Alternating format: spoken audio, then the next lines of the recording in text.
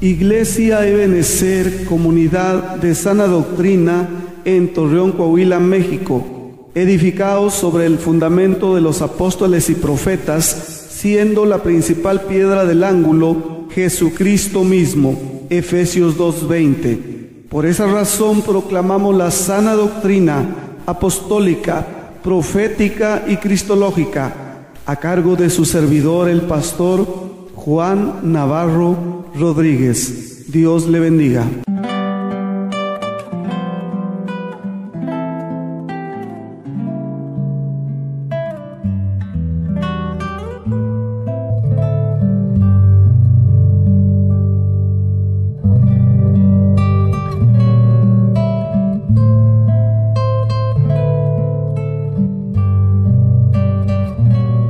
Bendiga a todos, todos sean bienvenidos. Cuando alguien decide servirle a Dios, es necesario que esa persona se congregue, busque una congregación de sana doctrina, porque ahí se le va a enseñar la palabra de Dios. Ahí se le va a enseñar la palabra para que sea edificado en el fundamento de la palabra de Dios. El ser cristiano, el ser salvo, no es una decisión en algún evento público o en alguna iglesia donde le dicen a usted: ¿cuántos quieren ser salvos? Levanten su mano, y se hace una oración y ya lo declaran salvo.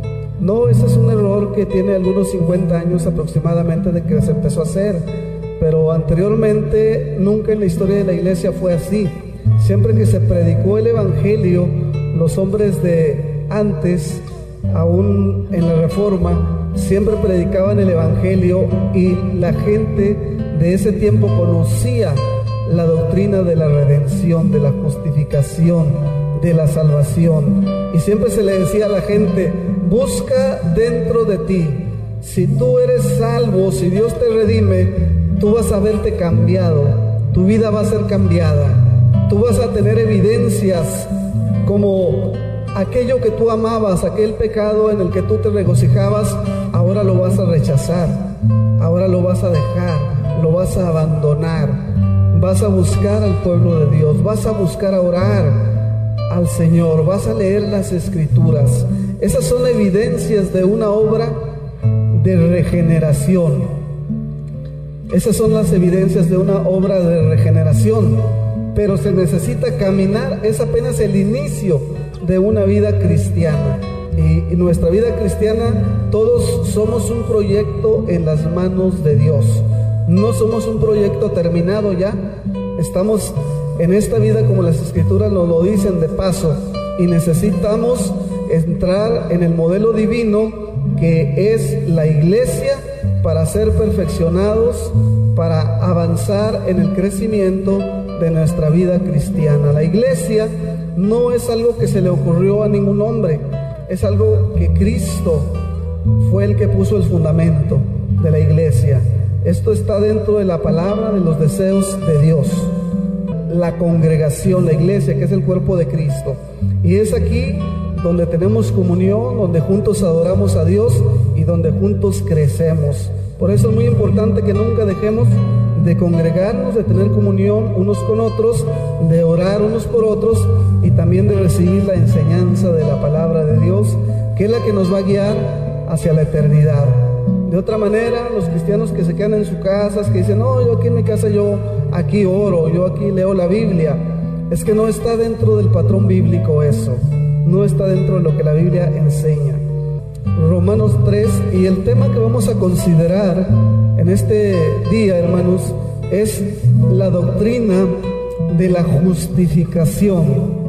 La doctrina de la justificación. Vamos a estar hablando de esto. Cuando ocurre la Reforma, hermanos, a partir de la Reforma, desde el siglo XVI hasta el siglo XVIII, fueron básicos todos los predicadores reformadores, como Lutero, como Calvino, como Zwinglio, como Melanchthon y muchos otros, conocían perfectamente bien estas doctrinas básicas del cristianismo. Y la iglesia, desde la Reforma del siglo XVI, fue una iglesia que se volvió a las Escrituras, que Dios dio una renovación, una iglesia de las Escrituras, de la palabra. Y ya llegando al siglo XIX y lo que va de este siglo XX que pasamos, ya ha habido muchos errores doctrinales. Muchos pastores e iglesias no conocen las doctrinas de la gracia, no conocen lo que es redención, lo que es justificación, lo que es adopción. Son términos bíblicos, pero tenemos que conocer lo que significa, porque dice Efesios 4 que Dios nos ha dejado para que enseñemos la palabra, para que la iglesia sea edificada sobre este fundamento apostólico, profético y cristológico, que son las Sagradas Escrituras reveladas que usted tiene en sus manos. Y en estos días el problema es que los predicadores modernos y las iglesias modernas no conocen estas doctrinas de la gracia. Por eso hay tantos errores, tantas herejías, tantas mentiras entre aquellos que se dicen pueblo de Dios, porque ignoran las Escrituras. Entonces vamos a avanzar, hermanos, con la doctrina de la justificación, la base bíblica, Romanos 3, versículos 23 y 24. La palabra de Dios dice: por cuanto todos pecaron y están destituidos de la gloria de Dios. Versículo 24: siendo justificados gratuitamente por su gracia, mediante la redención que es en Cristo Jesús.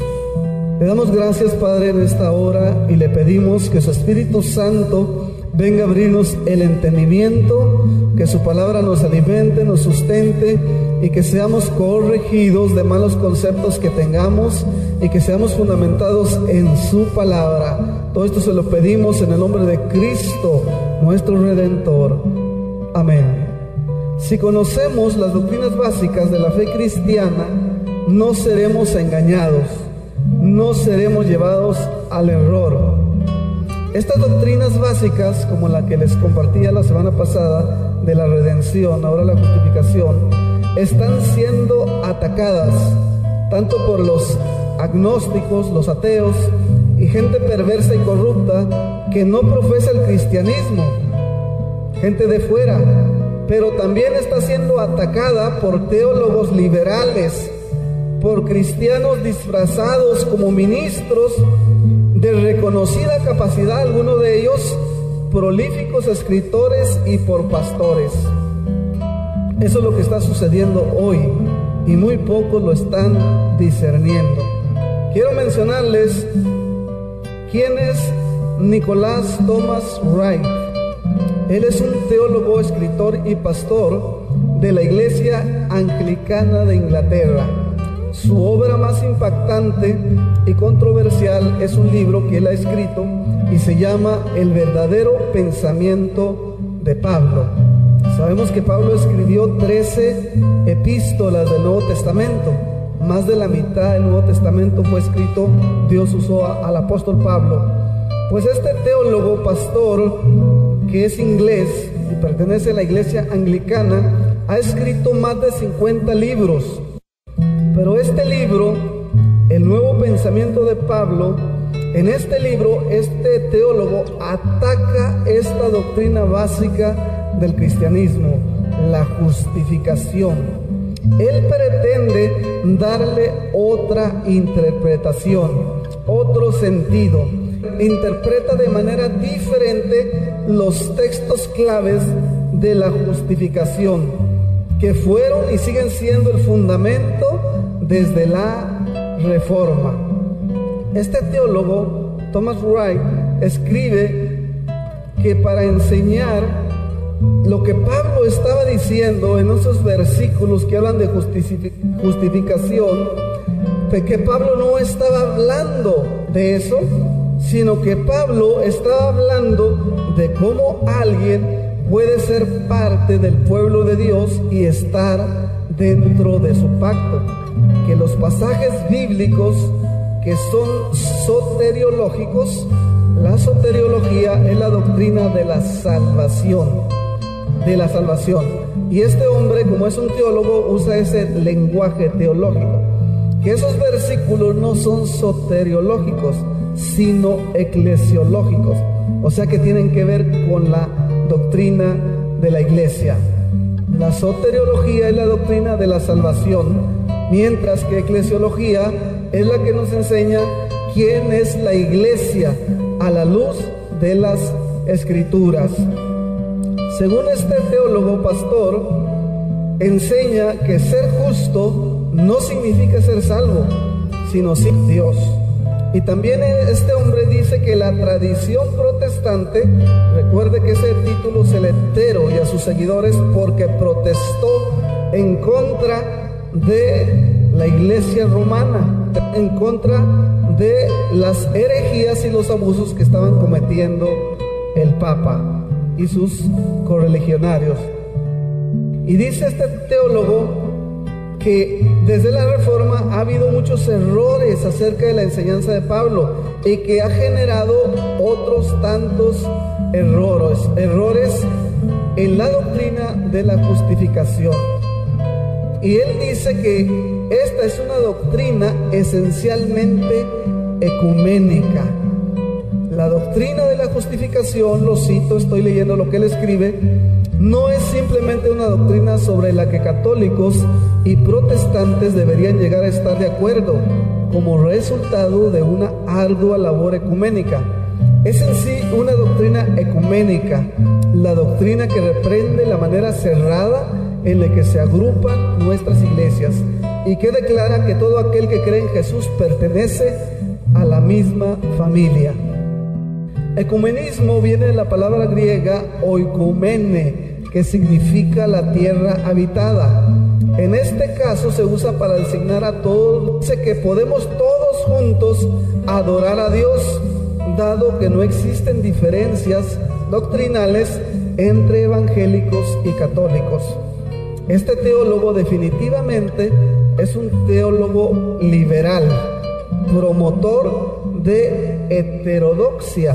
La heterodoxia es la doctrina torcida, mientras que la ortodoxia significa recto, la palabra correctamente enseñada, correctamente expuesta.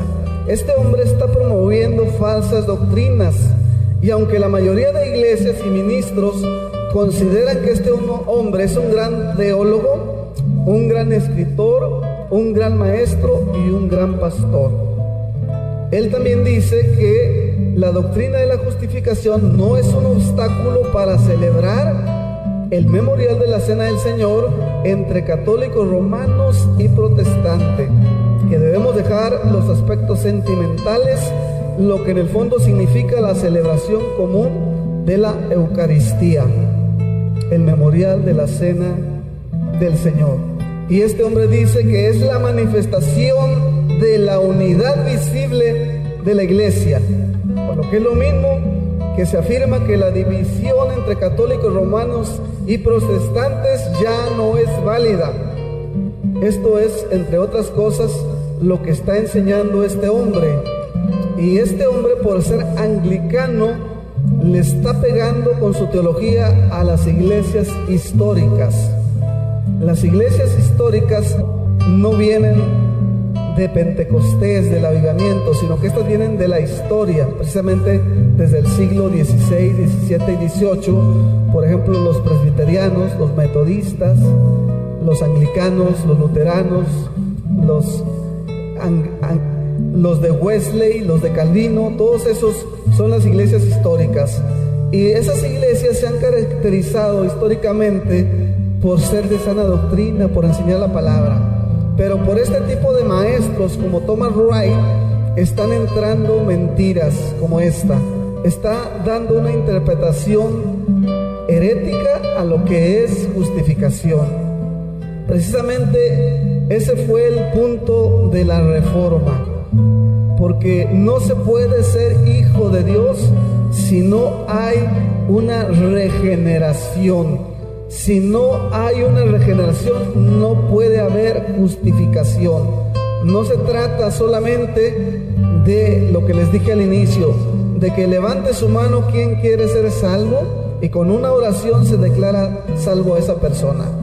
Las agravantes en el catolicismo son de que a una persona, desde que es niño, se le bautiza y ya es salvo. Según ellos se les declara salvo, viva como viva, sea un vicioso, sea un criminal, sea un asesino, sea quien sea, viva como viva, es salvo.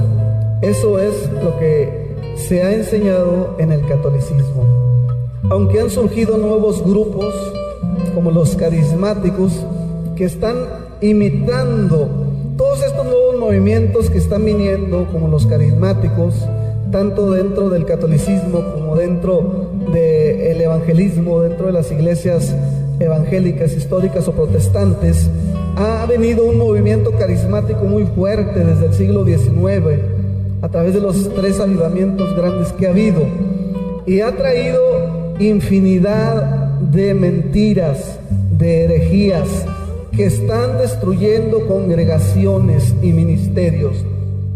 Y no solamente afecta a las iglesias protestantes y evangélicas, que se les ha enseñado por muchos años a vivir de las emociones, a vivir de lo que siente, que tú tienes que sentir a Dios, que tú tienes que sentir algo. Y muchas personas van a iglesias y dicen: no, allí están muertos en esa iglesia, ahí no se siente nada, ahí no se siente la palabra de Dios, porque se les ha enseñado a que tienen que sentir algo. Desde luego que esta no es una enseñanza bíblica, esto no está en las Escrituras. En toda la historia de la iglesia se predicó la palabra de Dios, se predicó el evangelio, y nunca se le dijo a la iglesia que tenía que sentir algo, que tenía que sentir algo en su cuerpo, algo esotérico, que tenía que temblar, o que tenía que caerse, o que tenía que reírse como loco, como se está haciendo ahora en unas iglesias que están trayendo descrédito, que están dejando gente enferma de sus facultades mentales. Créalo, hay gente que está quedando loca porque están metiéndose en el terreno del espiritismo, porque Satanás, que el Señor lo reprenda, es muy astuto y se ha metido a las congregaciones a través de espíritus mentirosos, dando supuestos dones a gente, y no es más que doctrinas de demonios, gente poseída, gente que ha estado en manicomios y gente que está con muchos problemas psicológicos por estar metido en los encuentros que le llaman, y por estar metido en doctrinas de demonios, como son las regresiones que se les hacen en los encuentros. Y eso está muy de moda entre los evangélicos, entre los apostólicos. Pero en las iglesias históricas el problema es que están entrando doctrinas heterodoxas, que están trayendo mentiras, que están trayendo otras interpretaciones diferentes, y el mal también está afectando. Y cuando usted escucha la radio donde supuestamente se da el evangelio, no se está dando el evangelio en realidad, porque hay pastores con falsos conceptos de lo que es el evangelio, con falsos conceptos de Dios y con falsos conceptos de lo que es un ministro del evangelio. Le comentaba ahorita a mi hermano Teodoro de que Dios es inmutable, hermanos. Cuando estudiamos teología, estudiamos a Dios a la luz de la Biblia, y un rasgo de la personalidad de Dios es que Él es inmutable. Esto significa que Él no cambia Dios. Entonces yo le comentaba un ejemplo al hermano. Si Pablo, el apóstol, un apóstol verdadero que escribió 3 epístolas, en 2 Corintios él da un testimonio y él dice que él fue al paraíso de Dios y que él vio y oyó cosas inefables, pero que Dios no le permitió decir nada. Dios le dijo: cállate la boca, mira todo esto que está aquí, un día vas a estar aquí, pero no digas nada. Entonces, ¿cómo es posible que ese testimonio que anda por el mundo, que se llama Una revelación divina del infierno, a 7 jóvenes colombianos, donde ellos dicen que fueron al cielo y al infierno, y dicen que ellos vieron y oyeron y todo lo dan a conocer? Nosotros vimos en el cielo que David andaba danza y danza. Nosotros vimos que la gente estaba en el infierno porque no diezmaba. Ay, Dios me dijo que están ahí porque no daban diezmos, atormentados. Entonces yo le digo al hermano, es que eso choca con la palabra ortodoxa. Si un verdadero apóstol, Dios le dijo, cállate, no digas nada, entonces ya Dios cambió. Entonces Dios ahora sí quiere que sepamos cómo es el cielo, cómo es el paraíso, que sepamos detalles del infierno que la Biblia no reveló, que la Biblia no dice. Cuando nosotros conocemos la teología, en este caso la inmutabilidad de Dios, y cuando nosotros escuchamos testimonios de gente que trae nuevas revelaciones, que dicen que yo hablé con el ángel Miguel, yo estuve hablando y Cristo estaba llorando, ay, mi iglesia, mi pueblo anda tan mal, ¿qué haré? ¿Qué haré? ¿Sabe qué? Ese Cristo no es el que está en las Escrituras. A Cristo no se le sorprende, ni le da tristeza, ni llora con incapacidad de que no haya qué hacer. Ese es un espíritu mentiroso de error, porque el Cristo de la Biblia es todopoderoso, hermanos, y no necesita de nadie, hermanos. No nos necesita, Él es Dios, hermano, y no se le ha salido de las manos la iglesia, hermanos. Él la fundamentó y ha prometido sostenerla, y aunque vengan vientos y vendavales, como dice Efesios 4, vientos de doctrina soplan y quieren tambalear en la iglesia, a través de estos 2000 años de historia han venido y han ido, y la iglesia permanece fiel, hermanos, porque Cristo es poderoso. Esa gente, hermanos, no conoce al Cristo de la Biblia, no conoce al Dios de la Biblia, por eso se atreve a decir esas mentiras. Tenemos que conocer las Escrituras, hermanos, para no ser engañados. Hay hermanas que me hablan por teléfono y me dicen, hermano, quiero que me traiga testimonios, hermano, tráigame testimonios porque me edifican mucho. Digo, hermana, tengo enseñanzas, tengo predicaciones. Dice, no, hermano, a mí tráigame testimonios. ¿Cuántos cristianos hay que no saben discernir la palabra? Que no se están alimentando con la palabra. Están comiendo pura comida chatarra. Eso es lo que está sucediendo. Por eso tenemos una iglesia tan débil, que no conoce las Escrituras. Y muchos ministros que no conocen la palabra, que de pronto se les ocurrió meterse de pastores, porque visitaron una iglesia grande y miraron muchísimo dinero y dijeron, pues yo también ahí me meto de pastor. Ahí está fácil vivir de los demás.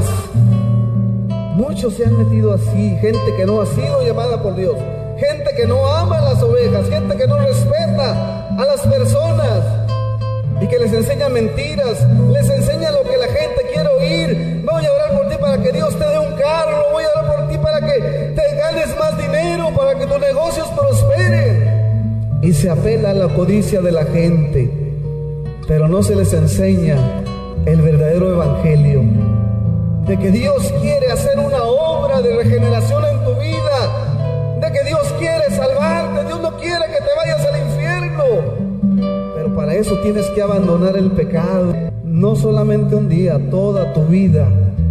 Tienes que crecer en arrepentimiento, día a día tienes que rechazar el pecado, tienes que odiarlo, porque Dios lo odia, y su palabra dice que sin santidad nadie entrará a la presencia de Dios. Pero estos señores dicen que por la unidad vamos a juntarnos todos, porque el amor está por encima de todo. Esa es una mentira. Si usted lee las Escrituras en San Juan, siempre que Cristo habló del amor, habló de la verdad. El amor y la verdad están ligados. No puede haber amor si no hay verdad. No puede haber amor si no hay verdad. Dijo el Señor, si me amáis, guarda mis mandamientos. El que me ama, mi palabra guardará. Va junto. Alguien no puede decir, es que yo amo mucho a Dios, hermano, pero no puedo dejar de tomarme mi tequilita. Amo mucho a Dios, pero no puedo dejar de tomarme mis cervecitas. Amo mucho a Dios, pero no puedo dejar a aquella mujer.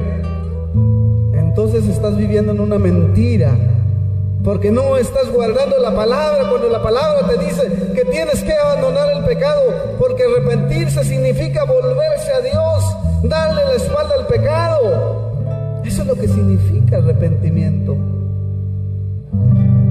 Entonces se vive en mentiras, la gente se engaña a sí misma y vive en la mentira.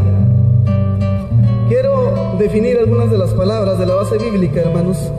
La primera palabra que voy a definir es la palabra pecaron. Pecaron. Ahí está, volviendo al texto. Por cuanto todos pecaron.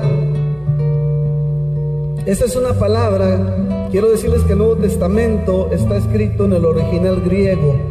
Y es importante saber lo que dice en el lenguaje original, porque las traducciones no nos explican lo que significa. Esa palabra pecaron viene de una palabra griega, hamartano, significa errar al blanco. Es lo que dice ahí, por cuanto todos erraron al blanco, pero también significa la continua práctica del pecado. Alguien que vive habitualmente en el pecado.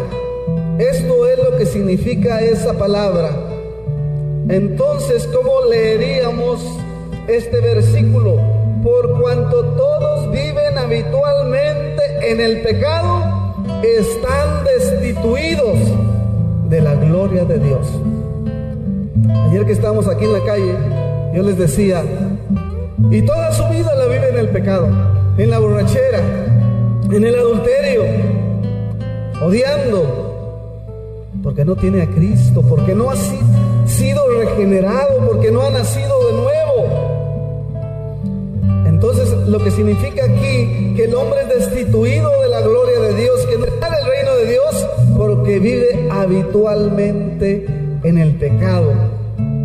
Eso es lo que significa esta palabra. Esta es la primera verdad que nos dice este pasaje bíblico. Está condenado y va a condenación. Este fue el mensaje que Cristo y que Juan predicaron. Cristo dijo en San Juan 3:18, 19 y 20: el que en él cree no es condenado, pero el que no cree ya ha sido condenado, porque no ha creído en el nombre del unigénito Hijo de Dios. Y esta es la condenación, que la luz vino al mundo y los hombres amaron más las tinieblas que la luz, porque sus obras eran malas. Porque todo aquel que hace lo malo aborrece la luz y no viene a la luz, para que sus obras no sean reprendidas. Cristo mismo enseñó que el hombre que vive habitualmente en pecado es un aborrecedor de la palabra de Dios. Lo enseñó Cristo en este pasaje que les acabo de leer. Pero continuemos. La segunda palabra que está aquí, hermanos, es justificación. Siendo justificados, dice el versículo 24. Del original griego, la palabra justificación es dikaio. Dikaio. Se usa en el Nuevo Testamento de parte de Dios con respecto a los hombres que son declarados justos ante Él sobre ciertas condiciones por Él establecidas. Tenemos un ejemplo. Pablo dice: sabed esto, varones hermanos, que por medio de Él se les anuncia perdón de pecados, y que de todo aquello de que por la ley de Moisés no pudieron ustedes ser justificados, dikaio, ahí está la palabra, en Él es justificado todo aquel que en Él cree. Hechos 13, 38 y 39. Aquí se está dando la predicación de Pablo y se está hablando de la justificación del pecado que es revelado a través de la ley. Porque la ley, la que dice no robarás, no matarás, no adulterarás. Pero aquí viene la justificación a través de Cristo en todo aquel que cree. Y creer, vuelvo a repetir, no es algo superficial de una decisión. Yo creo, muchos que no entienden lo que es el Evangelio dicen: es que no te va a llevar más de 3 minutos. 3 minutos, en 3 minutos se decide tu eternidad. En 3 minutos tú eres ya salvo. Y la gente dice: ah, pues está bien, no me va a tomar más que 3 minutos, acepto. Y luego la gente sigue echándose sus heladas, viendo lo que no debe, yendo a donde no debe, viviendo en el pecado continuo. Lo que dice aquí las Escrituras, lo que les vuelvo a repetir: pecaron. Alguien que vive habitualmente en el pecado, pero siendo justificado, dice el versículo 24, gratuitamente por la gracia de Dios, el favor inmerecido de Dios. Gracias, gratuitamente, gratuitamente. Pero hay condiciones. Creer, arrepentirse, que significa de la palabra griega metanoia. Arrepentimiento, metanoia, quiere decir cambiar toda tu manera de pensar y de ser y de vivir. Y es un cambio constante. Darle la espalda al pecado, al mundo, a la maldad, y abrazar a Dios, su evangelio, y vivir para Él todos los días de tu vida. La gente, hermanos, cuando se muere, dice la Biblia que va al infierno o va al paraíso. Hay mucha gente, hermanos, que ha vivido engañada pensando que se va a ir con Dios. Y qué triste, hermano, es que la gente se muere y se va al infierno. Muchas de las ocasiones porque no se les ha predicado el evangelio correcto. Se les ha dicho esa mentira de que solamente levanta tu mano, voy a orar por ti y ya eres salvo. Es una mentira, hermanos. Es una mentira. Están llenas las congregaciones ahorita. Otro día que iba por aquí caminando, allá adelante estaba el autobús del grupo Apache. No sé si vivan por aquí, pero ahí lo vi antes de llegar al... Y esos señores, yo los oí en el radio que dicen que son cristianos. Fueron ahí a dar testimonio y a pedir oración porque iban a ir a una gira. Un falso evangelio les han presentado. De que alguien siga cantando esa inmundicia de canciones adúlteras que promueven el adulterio, la inmundicia. ¿Sabe lo que es abominación, hermano? Según el hebreo, el idioma hebreo que fue escrito en el Antiguo Testamento, es algo asqueroso, podrido, putefacto. Y eso es uno que se dice cristiano y que anda cantando la hierba se movía. Eso es lo que cantan esos señores que dicen que son cristianos. ¿De qué está hablando? De inmoralidad sexual. A Dios le da asco eso, hermano, que alguien se diga cristiano y ande haciendo eso por dinero, porque cobran, ¿verdad? Por dinero. Pero ¿qué dicen los mentirosos pastores de hoy que hay? No, yo oro por ti. Tú nomás aquí tráete los diezmos, porque claro, son 400,000 pesos por tocada, son 40,000 pesos de diezmos. Ay, pues no, pues sí, yo voy a orar por ti. Pero eso, hermano, a Dios se le va a dar cuentas ese pastor. A Dios le va a dar cuentas por esas mentiras, por ese engaño. A toda la gente, hermano, aunque sea artista, que gane miles y millones, que se les ha presentado un evangelio falso. A Yuri, a Juan Luis Guerra, ¿a quién más? Ricardo Montaner, que dicen que son cristianos ya y siguen cantando su basura de canciones del diablo. O son instrumentos de Dios o son instrumentos del diablo. Porque la Biblia dice que somos templo del Espíritu Santo. Cuando Dios nos regenera y obra en nosotros, el Espíritu Santo viene en nuestra vida. Y yo no puedo estar aquí ahorita y en la noche irme a cantar a un antro canciones de Juan Gabriel. No, ni de José Alfredo Jiménez. Aunque me paguen bien, aunque me digan, oh, qué tonto eres. Acá, mira, acá en el hotel puedes trabajar ahí, en el bar. ahí cantando música romántica y mira, ahí te va tu dinero, tu comida y tu bebida. Pero no podemos, hermanos, porque santo significa apartado para Dios. Y no podemos ser apartados para Dios y seguir siendo instrumentos del diablo. No podemos. El cristiano tiene que romper con el mundo, tiene que romper con su pasado. Y es lo triste que no se les está enseñando. Por eso usted va a ver a muchos dicen, es que yo fui a ver a mi hermana Yuri. El año pasado, un hermano taxista me traía del radio y dice, es que anoche levanté una hermana que venía del concierto de Yuri. Es que la fui a ver si cantaba cantos. Pues no cantó ni uno. Puras canciones. También a Lupita D'Alessio. Y ahí siguen en su inmundicia. No los estoy juzgando, hermano. No, créamelo. Es lo que les decía, se está predicando un evangelio falso. Porque no se está profundizando en lo que la Biblia enseña. Yo tengo que darle cuentas a Dios, hermano. Un día voy a estar delante de la presencia de Dios y Dios me va a pedir cuentas. Por eso yo tengo que enseñarle la palabra. Tengo que predicarle la palabra de Dios, porque es lo único que lo puede a usted salvar. Es lo único que puede salvar su vida. Yo no le puedo mentir, porque lo único que le puede dar vida eterna es la palabra de Dios. Y yo no puedo hablarle de otra cosa. Tengo que hablarle la palabra. Discúlpeme si se molesta.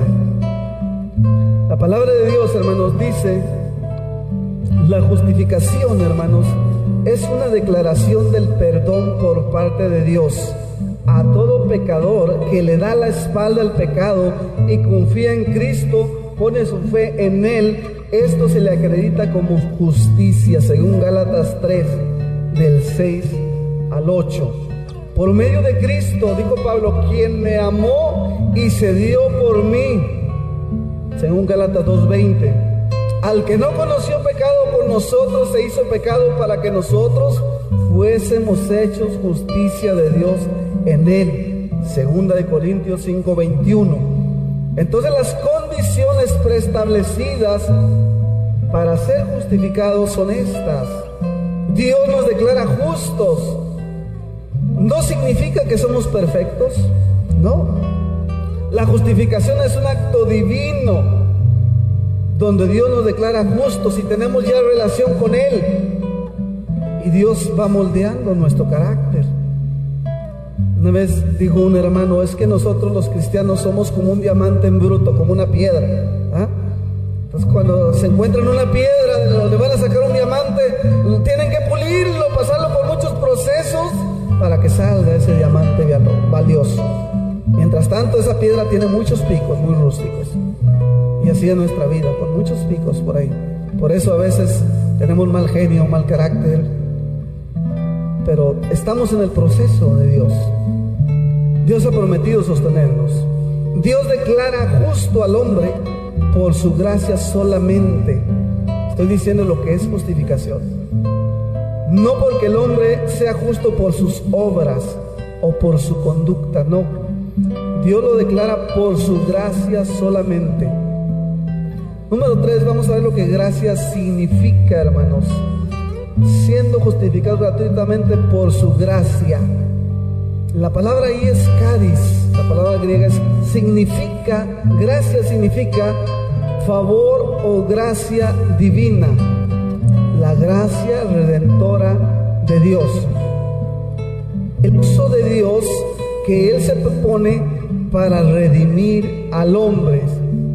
Y esta gracia está en contraste con deuda, Romanos 4:4 y 4:16, y también está en contraste con las obras y la ley, Romanos 11:6 y San Juan 1:17.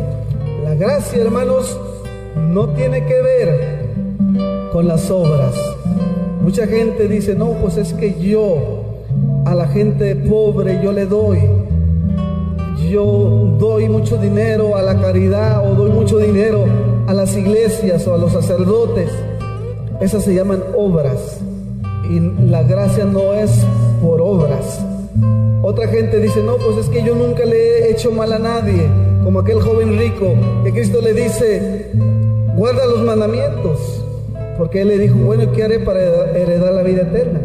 Cristo le dijo, guarda los mandamientos, y aquel joven le dijo, los he guardado toda mi vida.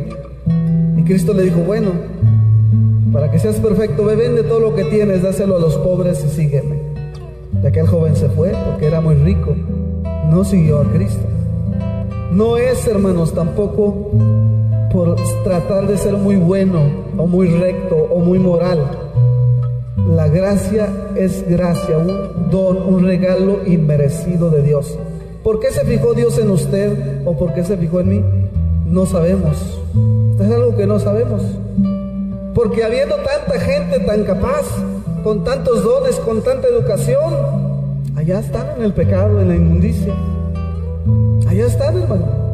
Hay muchos profesionistas aquí en la laguna, magistrados. Sin embargo, están ahogados ahorita tomando alcohol o bien crudos.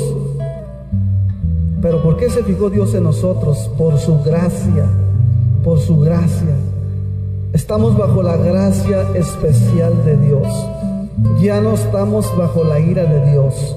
Cuando Cristo nos redimió y nos atrajo y nos salvó y nos regeneró, ahora somos hijos, herederos y coherederos con Cristo. Y coherederos significa que heredamos juntamente con Él. Y Él lo dijo para que estén, cuando la oración intercesora ante el Padre dice, Padre, que estos que me diste estén conmigo donde yo estoy, por la gracia inmerecida de Dios, por el favor inmerecido de Dios. Eso es lo que significa gratuitamente, caris. La otra palabra que está ahí, hermanos, es la palabra redención. Mediante la redención que es en Cristo Jesús. Y aquí hay otra palabra diferente a las que vimos la otra semana. La palabra que está aquí, hermanos, es la palabra griega apolutrosis. Apolutrosis. Y significa liberación a cambio de un rescate. Significa perdón y justificación. Redención como resultado de la expiación, liberación de la culpa de los pecados. Eso es lo que significa redención, que Dios nos ha liberado del pecado. Eso es lo que significa, eso es lo que está diciendo aquí Pablo. El mensaje del Evangelio, hermanos, de la justificación, de la redención. Se dice que este es el libro más importante donde se explica plenamente y a cabalidad el libro de Romanos. Y el verdadero evangelio, como se leía esta mañana, en el capítulo 1 se habla del juicio de Dios, de la ira de Dios y del hombre que está bajo maldición, en el capítulo 1 de Romanos, y que Dios lo ha entregado a una mente depravada. Dice el capítulo 1 que tanto los hombres como las mujeres, dice ahí, cambiaron su uso natural y se encendieron en su lascivia, lo que hoy se le llama homosexualismo o lesbianismo. Primero Pablo está hablando del juicio de Dios y de las consecuencias del pecado, y en el capítulo 2 y 13 habla de la ley, explica el pecado, cómo Dios lo define, y ya vimos nosotros al hacer exégesis de esa palabra pecaron, alguien que vive habitualmente en el pecado. Pero luego ya entramos en este capítulo y llegamos hasta el 5, donde dice, justificados pues por la fe, tenemos paz para con Dios, por medio de Cristo nuestro Señor.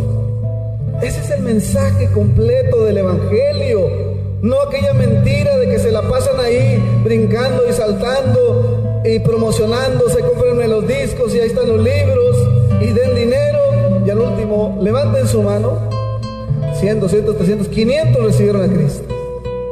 Pero ¿de qué se tiene que arrepentir la gente si ni siquiera les están hablando? Y hay tanta gente en las congregaciones homosexuales, lesbianas. A mí me llamaron por teléfono y me dijeron que en una iglesia la gente se estaba yendo porque la hija del pastor era lesbiana. Hace poquito. Eso es lo que está pasando. porque no se les está dando el evangelio. A un homosexual, a una lesbiana, tengo que decirle que está bajo la ira de Dios, que está bajo el juicio de Dios.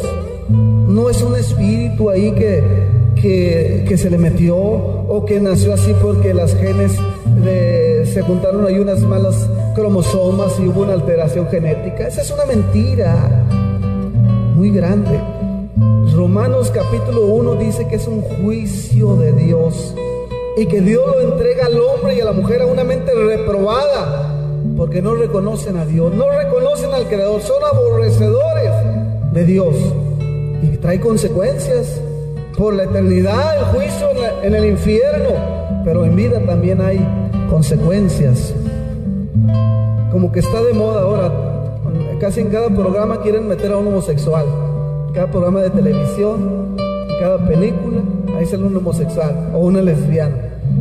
Y se hacen famosos muchos artistas ahí declarando que son homosexuales, o besándose ahí mujeres con mujeres y hombres con hombres. ¿Qué se les tiene que decir? Que están bajo la ira de Dios, bajo el juicio de Dios, que se arrepientan, porque van al infierno, a la condenación eterna. Pero esta palabra, hermano, redención, repito, apolutrosis, que está aquí en este versículo 24, significa liberación. Dios nos ha venido a liberar del pecado. ¿Cuántos de nosotros no fuimos antes de convertidos gente borracha, gente adúltera, no sé, feminados, de todo, hermano? Pero de ahí nos redimió la gracia de Dios. El evangelio verdadero llegó con su poder y nos hizo nuevas criaturas, nos hizo hijos de Dios, porque el evangelio de Cristo tiene poder, hermanos, para salvar al más vil pecador. Yo les testificaba ayer brevemente de un evangelista, Jorge González Almerón, a quien conocí hace algunos años. Aquí estaba predicando en La Laguna, yo lo llevé al radio y le grabé su testimonio. Este hombre radica en Ciudad Juárez. Este hombre es de allá de Michoacán. Era un asaltabancos, un sicario. Y por todos sus delitos fue a dar a las Islas Marías. Por muchos años estaba en las Islas Marías. Ya tenía como 11, 12 años ahí en las Islas Marías. Y él escuchó el evangelio. Y ahí lo salvó el Señor. Y tenía muchos años de condena, pero cuando lo salvó el Señor, 1 año, 2 años salió. Dios le dio su libertad. Lo sacó y ahora es un predicador del evangelio. Yo lo conocí hace algunos años, estuvimos en unas campañas. ¿Sabe por qué, hermano? Porque el evangelio de Cristo tiene poder para cambiar la vida del hombre. No importa qué tanto se haya degradado, no importa qué pecado haya cometido, Cristo tiene poder, hermanos. Él es el amén, el que cumple todas sus promesas que ha dicho en las Escrituras. Y Dios es el que escoge, hermano. Porque Cristo dijo a los discípulos: ustedes no me escogieron a mí, yo los escogí a ustedes. Y cuando hace la oración intercesora, dice el Padre: estos que me diste, estoy orando por ellos, estoy intercediendo por ellos. Nosotros predicamos y queremos que toda la gente, pero es Dios el que escoge, no nosotros. Es Dios el que salva, no nosotros. Tenemos que nuestros límites. Yo les he dicho a varios pastores, tenemos que entender que nosotros como pastores tenemos límites que la palabra nos pone. Y yo no puedo declarar a alguien salvo. Yo no puedo decir a alguien: tú eres salvo. No puedo hacer algo que le pertenece únicamente a Dios, algo que hace el Espíritu Santo adentro de la gente. Y es lo que muchos están cometiendo, ese error. Están engañando a la gente, no dándoles todo el mensaje del evangelio. Una partecita nada más, aquella partecita agradable que todo el mundo quiere oír, aquella partecita que hace cosquillas al oído. Por eso está la iglesia como está, con tantas mentiras, con tantos errores. Por eso está el ministerio como está, con tantos falsos conceptos.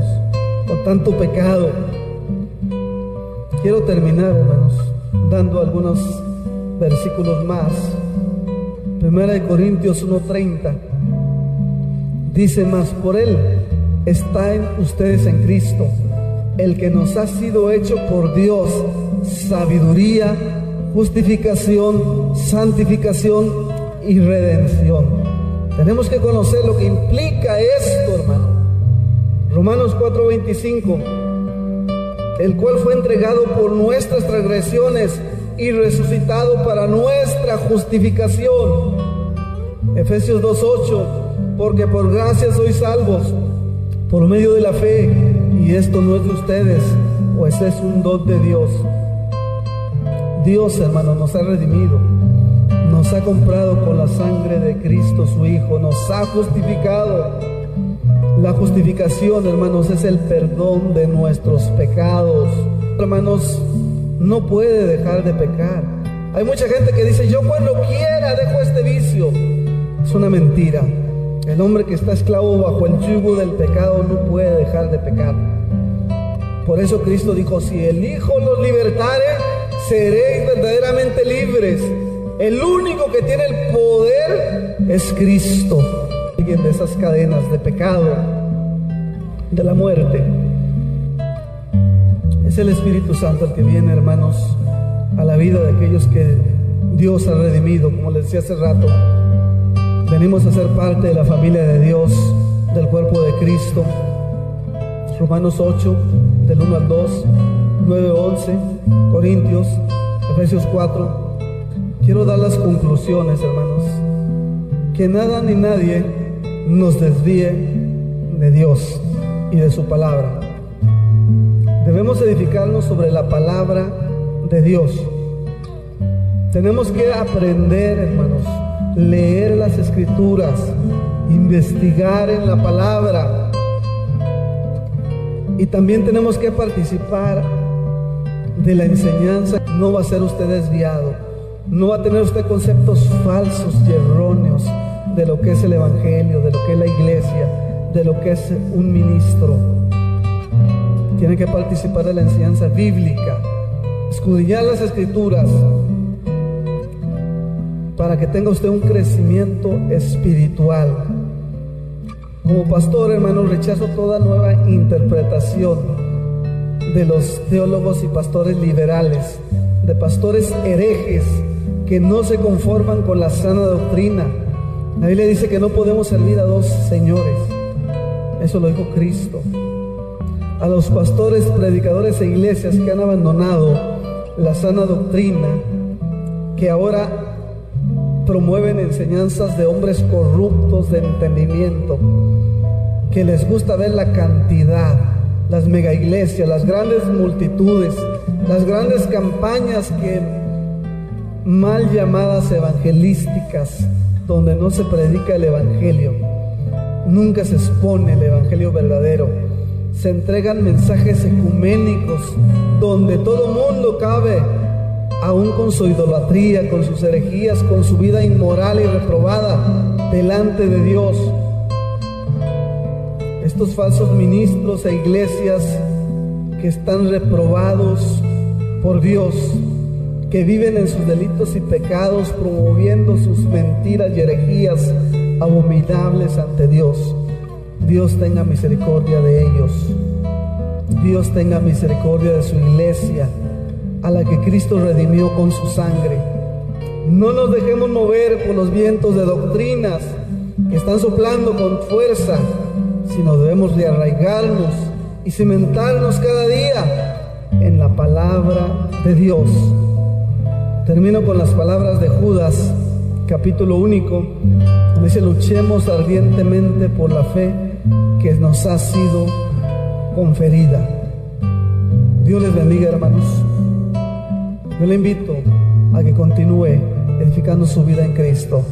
Y si usted ha vivido una vida habituada al pecado, que lo abandone, que permita que Dios haga una obra de regeneración. Humíllese delante de Dios, porque dice el Señor en su palabra que aquel que se humilla, Dios lo perdona. Dios no rechaza un corazón contrito y humillado. Es lo único que podemos hacer, humillarnos delante de Dios, pedir perdón para que Dios haga esa obra de regeneración en nosotros y continuar en una vida de obediencia toda la vida para poder entrar a su presencia. Póngase de pie, vamos a hacer una oración. Padre, estamos delante de su presencia en este momento. Te ruego que su palabra, Señor, que su palabra continúe obrando porque tiene poder, Señor. Que su palabra, Señor, haga una obra de regeneración en aquellos que no están regenerados. Que su palabra, que su Espíritu Santo nos lleve a una vida de santificación. Oh Dios bendito.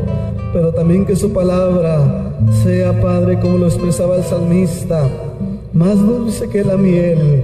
Que su palabra nos cautive y nos lleve, Señor, a una investigación seria, que profundicemos en las Escrituras para entenderlas más cabalmente y que nos sometamos a su dirección. Oh Dios bendito, que nada ni nadie nos mueva, porque usted nos ha justificado por su gracia mediante el sacrificio de Cristo, nuestro Redentor, nuestro Mesías, por medio de quien le damos gloria, le glorificamos en esta tarde. Aleluya, Padre.